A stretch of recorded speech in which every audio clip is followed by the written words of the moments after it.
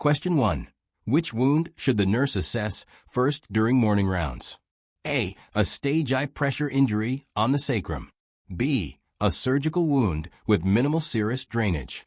C. A leg wound with purulent drainage and a temperature of 38.9 degrees Celsius. D. A foot ulcer with granulation tissue and no pain.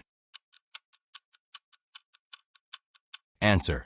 C. A leg wound with purulent drainage and a temperature of 38.9 degrees Celsius. Question 2.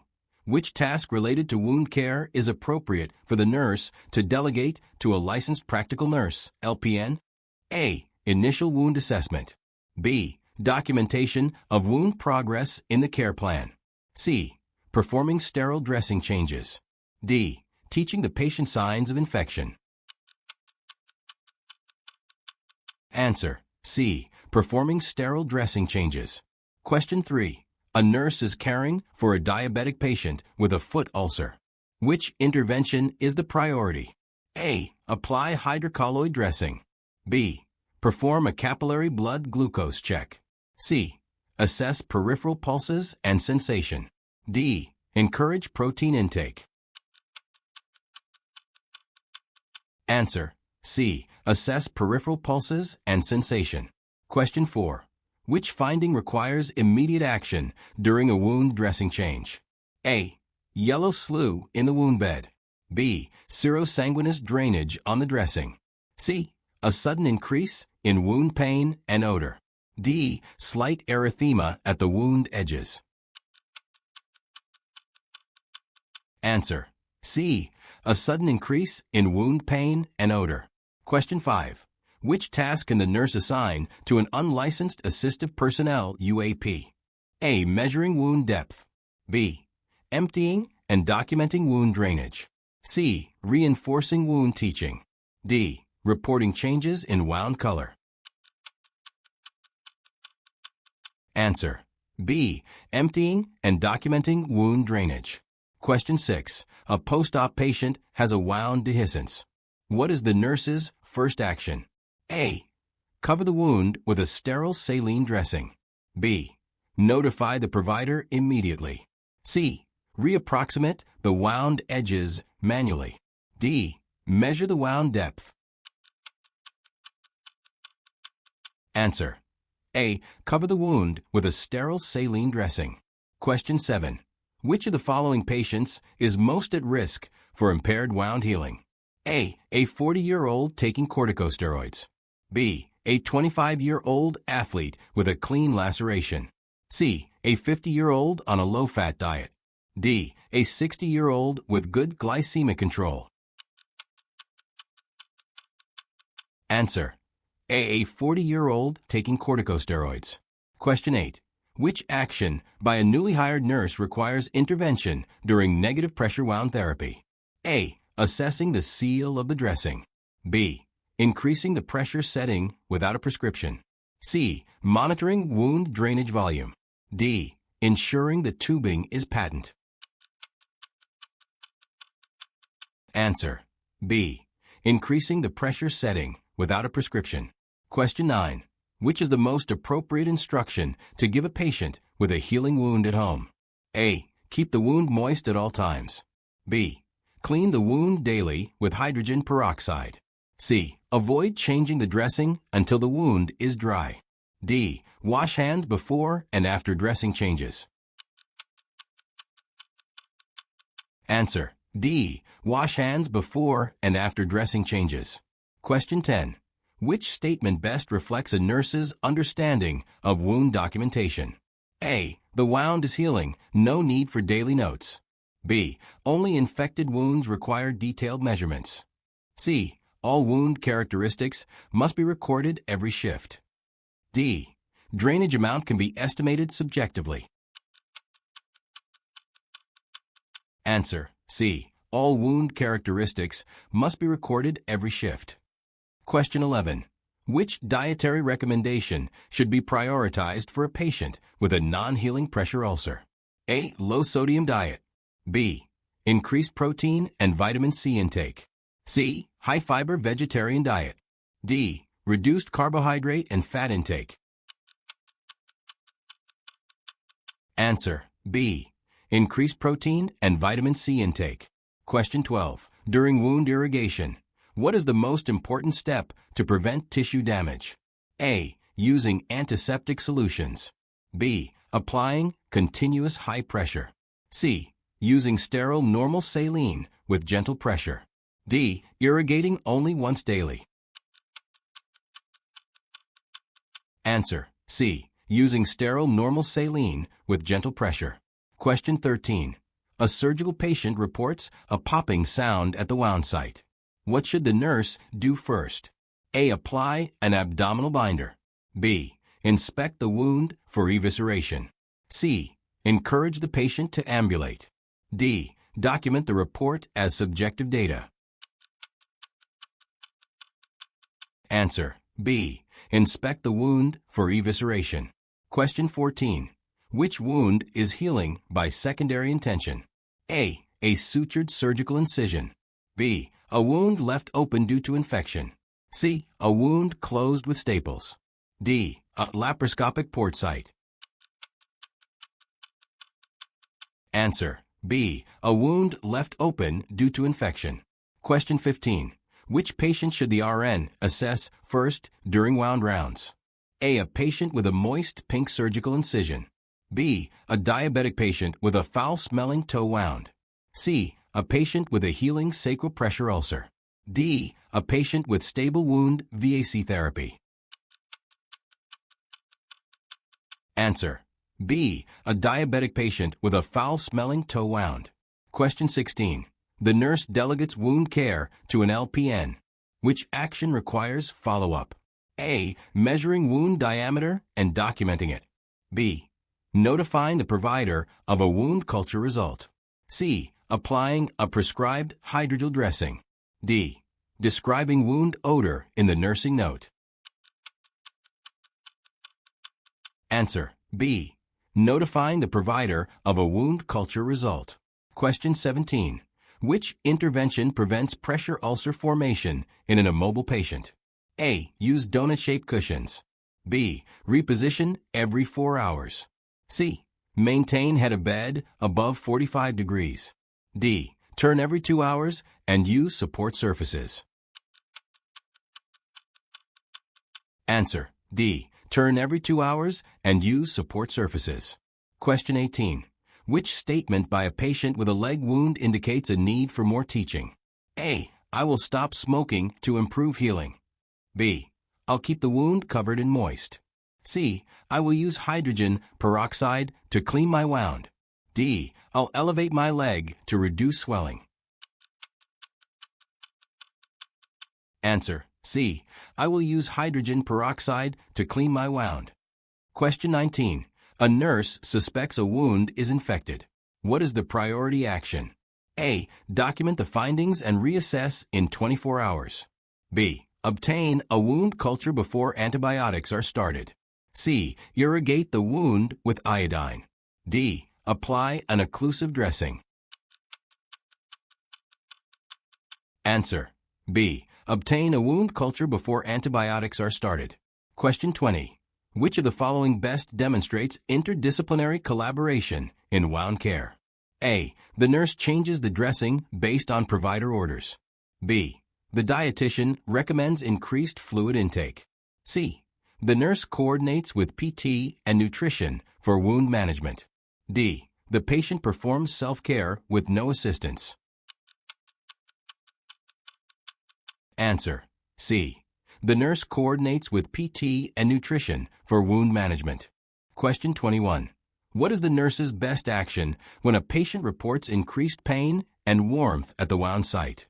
A. Document the pain as expected during healing. B. Apply ice to reduce inflammation. C.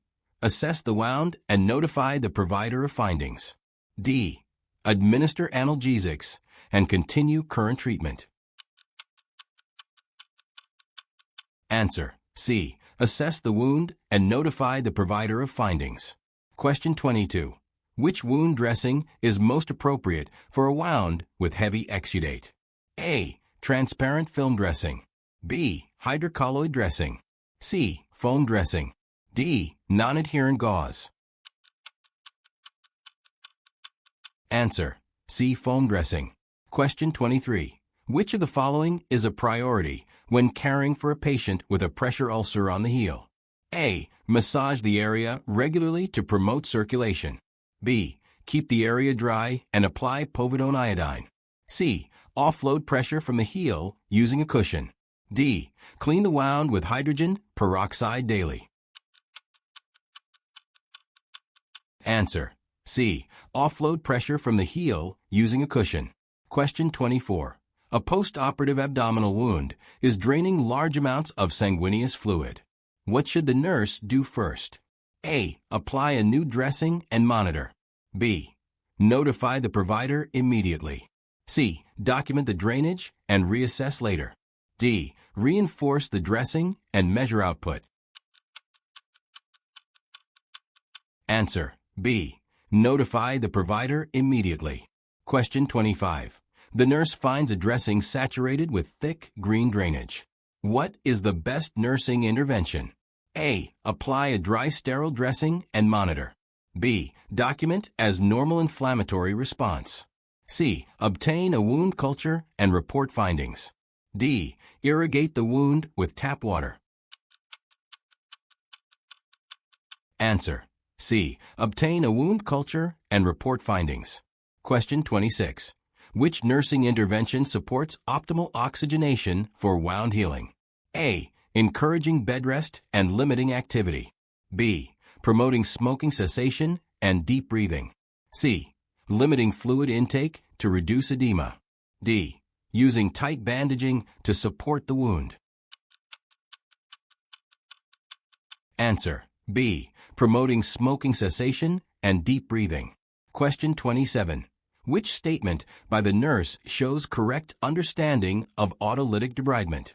A. It uses enzymes to remove necrotic tissue quickly. B. It involves surgical removal of dead tissue. C. It relies on the body's own processes with moisture-retentive dressings. D. It requires daily wound irrigation with saline. Answer: C. It relies on the body's own processes with moisture-retentive dressings. Question 28. Which patient requires immediate nursing intervention? A. A post-op wound with well-approximated edges. B. A chronic wound with minimal drainage. C. A wound with exposed muscle and slough. D. A healing pressure ulcer with epithelialization. Answer: C. A wound with exposed muscle and slough. Question 29. A nurse observes tunneling in a patient's wound. What is the correct next step? A. Irrigate the tunnel with iodine. B. Pack the tunnel with dry gauze. C. Measure the depth and report findings. D. Close the tunnel with adhesive strips. Answer: C. Measure the depth and report findings. Question 30. Which of the following tasks can be safely delegated to a UAP regarding wound care? A. Assessing wound healing progress. B. Reporting changes in wound odor or size. C. Repositioning the patient to offload pressure. D. Applying medicated dressings. Answer: C. Repositioning the patient to offload pressure. Question 31. Which dressing would be most appropriate for a necrotic wound requiring debridement? A. Transparent film. B. Alginate dressing. C. Hydrogel dressing. D. Foam dressing. Answer: C. Hydrogel dressing. Question 32. What is the nurse's priority when documenting wound care? A. Use only descriptive terms like bad or good. B. Note the type of dressing used only. C. Record objective data including size, color, drainage, and odor. D. Focus only on the patient's pain level. Answer: C. Record objective data including size, color, drainage, and odor. Question 33. What is the safest method to collect a wound culture? A. Swab over intact skin around the wound. B. Insert the swab into purulent drainage only. C. Swab a clean area of the wound after irrigation. D. Swab the used dressing directly. Answer. C. Swab a clean area of the wound after irrigation. Question 34. What does the presence of granulation tissue in a wound indicate? A. Infection. B. Healing. C. Necrosis. D. Inflammation. Answer. B. Healing. Question 35. Which nursing action helps prevent shearing injuries in a bedbound patient? A. Raise the head of the bed to 60 degrees. B. Use a slide sheet when repositioning. C. Keep the patient in high Fowler's position. D. Massage the skin over bony prominences. Answer. B. Use a slide sheet when repositioning. Question 36. Which patient has the highest risk for delayed wound healing? A. 30-year-old with a clean surgical incision. B. A 65-year-old with peripheral arterial disease. C. A 40-year-old with a history of minor abrasions. D. A 55-year-old with no chronic health issues. Answer. B. A 65-year-old with peripheral arterial disease. Question 37. What is the nurse's best response when a patient refuses wound care? A. Proceed with care while the patient is distracted. B. Educate the patient on risks and document refusal. C. Ask another nurse to perform the care. D. Skip documentation to avoid confrontation. Answer.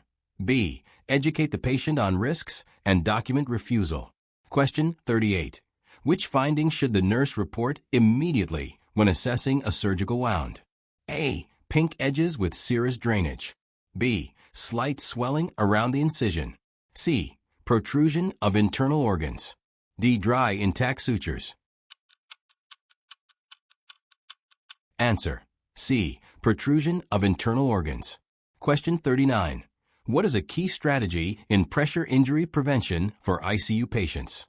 A. Apply heat packs to sacral area. B. Use moisture barrier creams and frequent repositioning. C. Elevate the head of bed to 90 degrees constantly. D. Limit fluid intake to prevent maceration. Answer. B. Use moisture barrier creams and frequent repositioning. Question 40. Which assessment finding suggests a wound is progressing toward healing? A. Increased purulent drainage. B. Development of necrotic tissue. C. Pink granulation tissue. D. A strong, foul odor. Answer. C. Pink granulation tissue. If you found this video helpful, don't forget to like, subscribe, and share with your fellow nursing students. Hit the bell icon so you never miss an update. See you in the next one. Happy studying.